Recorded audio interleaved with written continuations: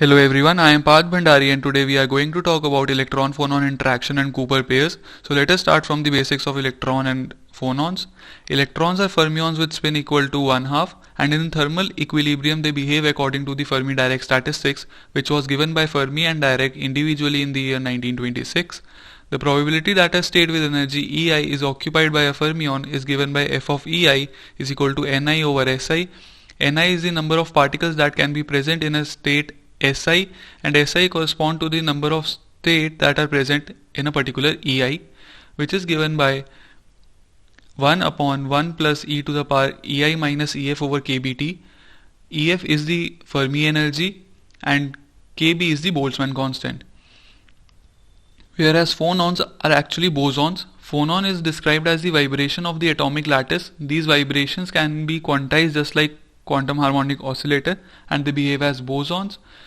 When in thermal equilibrium, bosons can be described by Bose-Einstein statistics and the probability that a state with energy Ei is occupied is given by this formula.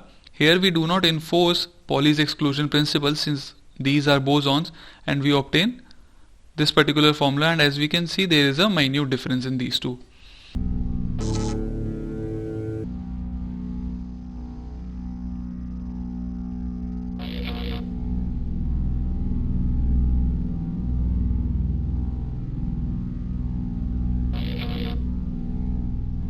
The details of electron-phonon interaction, we can say that there is an effective attraction for electrons near Fermi surface. This idea was formulated by Froelich in the year 1950.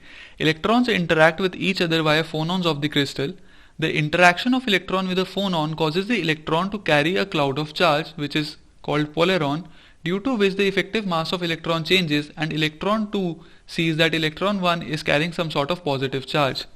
To understand electron-phonon interaction and how an electron-electron interaction is mediated through a phonon, let's look at this Feynman diagram. The electron 1 is initially carrying a momentum k1 which gives away a phonon carrying a momentum q represented by gamma, and as a result the final momentum of electron 1 is k1 prime and the final momentum of electron 2 is k2 prime.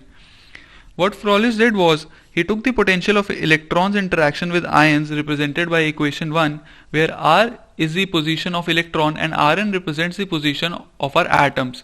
Then he took a perturbation saying that the atoms are not fixed but are changing their position by mu n. Now we know that for an electron the Hamiltonian can be given by kinetic energy term plus the potential energy term. Using momentum states k, we can define the average effect of such a potential as given in equation 4. Ck and Ck dagger are annihilation and creator operator for such momentum states. As a result of this additional term mu n, we get the final potential equal to the initial potential plus a perturbation term. VEI naught is represented by equation 6, and whereas this new term, that is the interaction Hamiltonian of electron and phonon represented by HEP, is given by our equation 7. We can also see electron-phonon interaction terms through Cornsham equations. Cornsham equation is one electron Schrödinger equation of non-interacting particles that generates the same density as any given system of interacting potential. This equation is defined by local effective potential in which non-interacting particles move. Non-interacting particles are two different electrons. Effective potential is self-consistent potential denoted by SCF, and through perturbation and constant potential due to lattice vibrations, we will see how electron-phonon interaction term arises. In equation 8, the first term corresponds to the position of nucleus, hence to look into electron-phonon interaction, we must consider this term, whereas the second term represents the exchange correction term and the third term is Hartree repulsion. If we do a Taylor expansion by saying that we have moved one atom from its position T0 to mu, we see that the Taylor expansion can be given by equation 9. Again from this we see that a small displacement in position atoms give rise to electron-phonon interaction Hamiltonian, which is represented by equation 10. Here we have dropped the initial term that will be R of T0, tau naught, where tau naught represents the equilibrium position of our atom. For both Froelich, Hamiltonian and Corsham equation, I have not gone into too much mathematical explanation, as the sole purpose was to understand that there exists electron phonon Hamiltonian and we can study it in different ways. Now for a complete picture we will move towards BCS theory. Let's come to BCS theory. BCS theory was given by Bardeen, Cooper and Schrieffer in 1957 and they received Nobel Prize for the same in 1972. BCS theory describes the superconducting properties of weakly coupled superconductors. Electron lying in the dB frequency energy of the filled Fermi C in the metal form bound pairs. Cooper's theorem was that due to presence of an attractive interaction, no matter how weak it is, then electrons near the Fermi surface of metal becomes unstable against the formation of electron pairs. The dependence on phonon parameters was experimentally demonstrated by the fact that the transition temperature Tc depends on the mass of ion, which is described by equation 11. Now the electron-electron interaction in the presence of phonon in BCS theory is given by equation 12. If we see carefully, the second term in equation 12 can become negative if omega d is greater than omega. And suppose if omega d is also comparable to omega, the second term can become so negative that it will counter the effect of the first term, which is nothing but the Coulomb repulsion between two electrons. Now I will briefly show from where such an interaction term comes from. As we have seen initially that the interaction between electrons are mediated through phonon.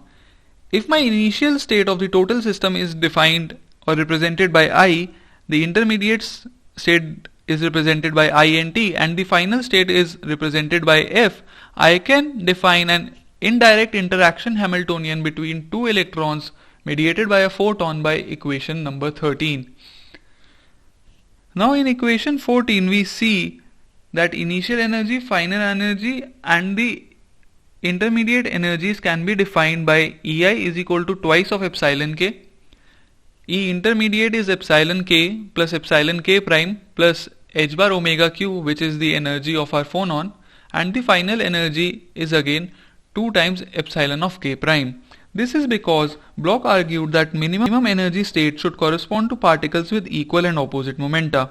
Hence, the momenta of electron 1 initially is k and the momenta of electron 2 initially is minus k. The final momentas of electron 1 and electron 2 are k prime and minus k prime.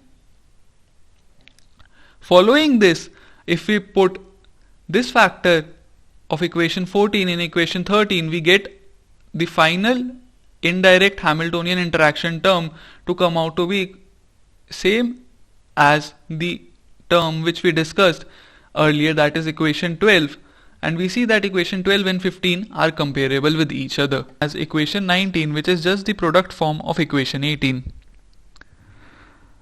Here we have used terms like UK and VK. UK mod square will represent no pair formation and VK mod square will represent a pair formation.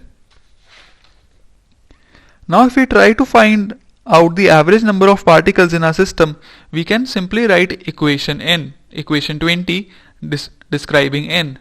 Plugging in the value of psi g from equation 19 and putting it in equation 20 will get the average value of n as described by equation 21. Now for a ground state which we just wrote, for the BCS ground state we can describe our Hamiltonian as described in equation 22. Remember, this is a general Hamiltonian and that is why we have considered other momentums like L which are not equal to k. So we can have particles with momentum k and momentum L.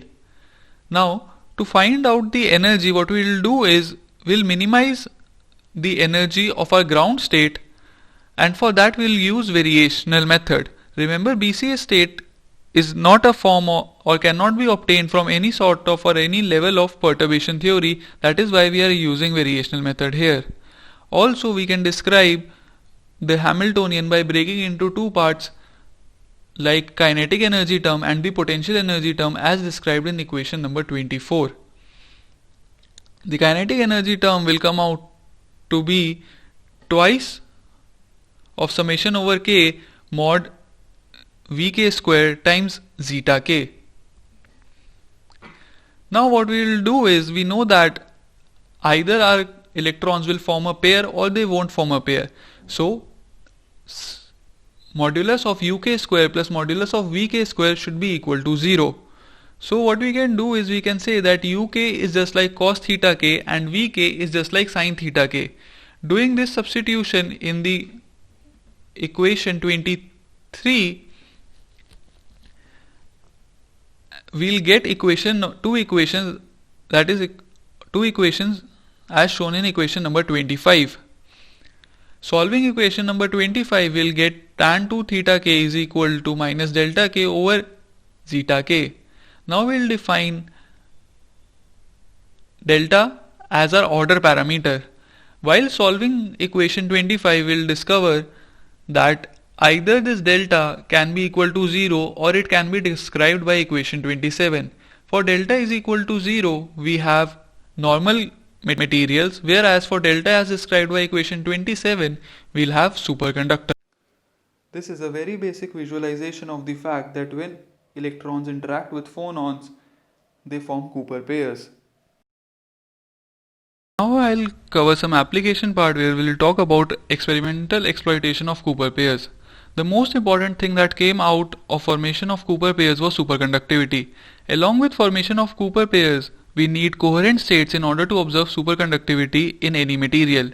If all the Cooper pairs formed in a solid form coherent state, then we observe superconductivity.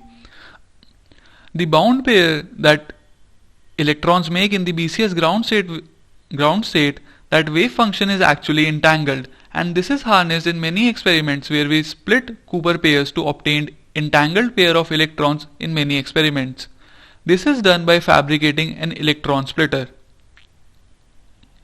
Another interesting application is that if we have two superconducting materials S1 and S2 which are in close proximity and are separated by insulator, Cooper pairs from superconducting material S1 will tunnel through the insulator and then pass into S2. These formations are actually Josephson junctions. Josephson junctions are at the center of superconducting quantum circuits. We can make such devices using electron beam lithography, and they play an important role in understanding the transport properties of materials. Superconducting quantum circuits are also used in superconducting quantum computation. Here are a list of references which I have used